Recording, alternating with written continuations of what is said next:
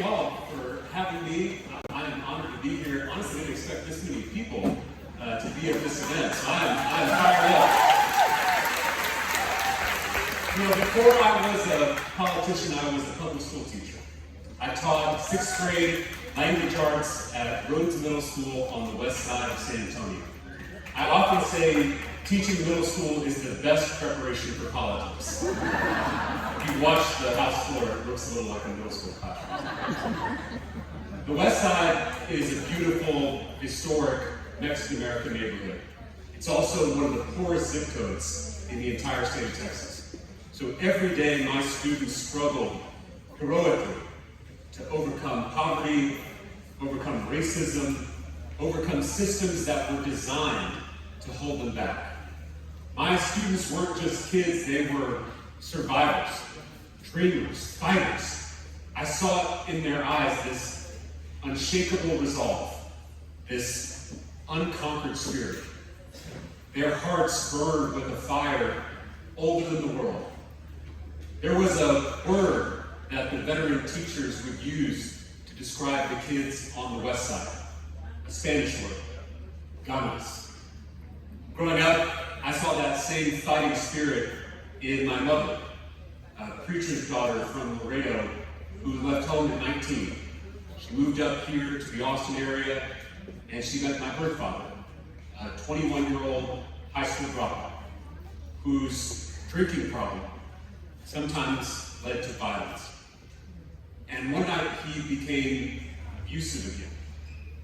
But that night, my mother's love rose to meet it. She packed all our stuff into her little Ford Escort.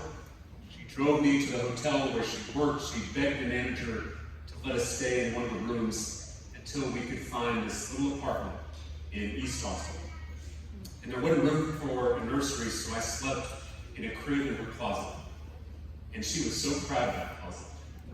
She decorated it with toys and pictures. No one was going to tell her it wasn't a nursery. Like my students, my mom was a fighter. And back then, she looked over at the state capitol and she saw Texas Democrats like Ann Richards and Bob Bullock fighting for her. And so, when I was 5 years old, she told me we were Democrats. Because, she said, Democrats fight for the people. Now, let's be very honest. We haven't seen that kind of fight from the National Democratic Party in quite a while. The Democratic Party has forgotten how to fight. But this critical moment in our country's history demands fighters, not folders. Imagine a Democratic Party that takes on big money and isn't captured by it. Imagine a Democratic Party that listens to the people, not DC consultants. Imagine a Democratic Party that uses every tool in the toolbox and plays to the fullest extent of the rules.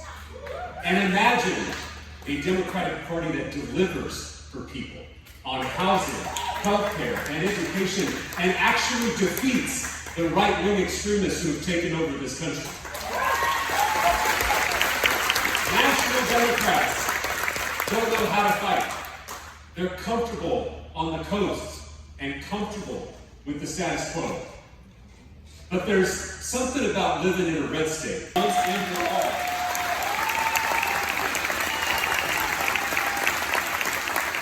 I want to leave you with one last thought.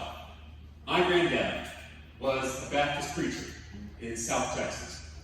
And he told me when I was real little that we follow a barefoot rabbi who gave 2 commandments: love God and love neighbor.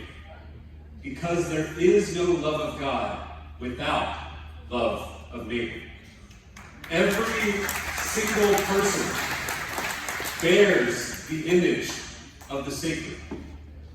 Every single person is holy. Every single person counts.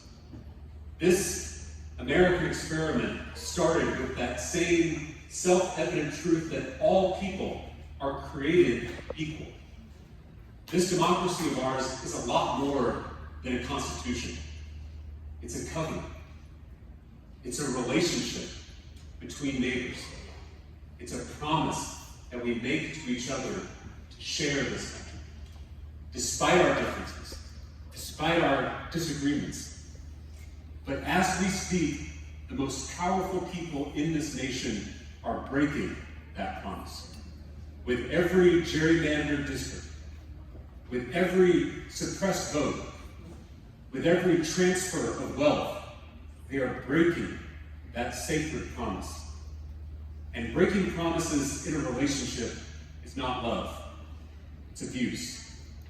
And my mom taught me that true love doesn't tolerate abuse. 2,000 years ago, when the powerful few abused the many, that barefoot rabbi walked into the seat of power and flipped over the tables of injustice. To those who love democracy, to those who love our neighbors, it's time to start flipping tables.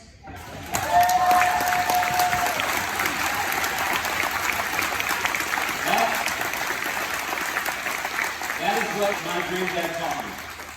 That's what my mom taught me on the east side of Austin. It's what my students taught me on the west side of San Antonio. It's what LBJ and Barbara Jordan taught me. It's what Beto and Wendy taught me. And together, Texas Democrats, that is exactly how we will take back this state and this country in 2026 con ganas. Thank you for having me. Thank you for being here.